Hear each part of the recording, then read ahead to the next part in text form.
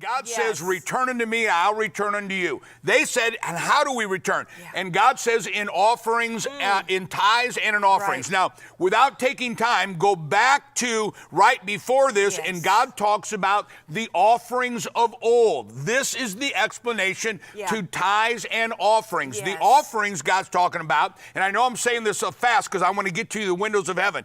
God says 3 times a year, you come before the Lord and you do not come empty-handed. Those 3 times a year that we bring an offering that opens up the windows of heaven. They are Passover, which we're in right now. They are Shavuot, Pentecost, and Sukkot, Feast of Tabernacles.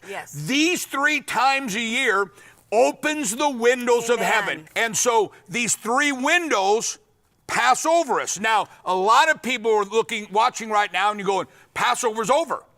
3 times a year we come before the Lord, and we don't come empty-handed.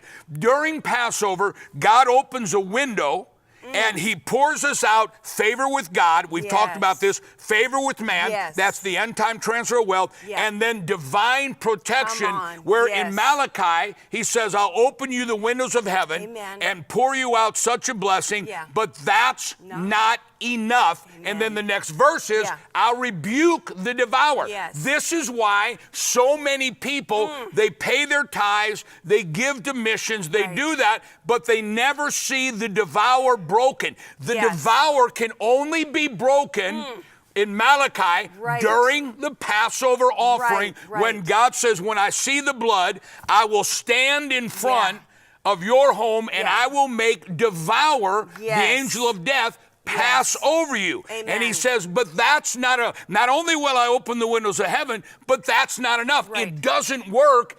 Anytime you sow a seed, you're going to get a harvest. But if you don't learn how God kills the weeds, the tares will rise up. And that's what's been happening. The tares rise up and choke out your harvest. And so the Passover offering is what breaks the curse, releases the power of the blood. So for the whole rest of the year, God stands in front of us and rebukes the devourer, so that all the world will see the blessing of God, and all the world will call us blessed.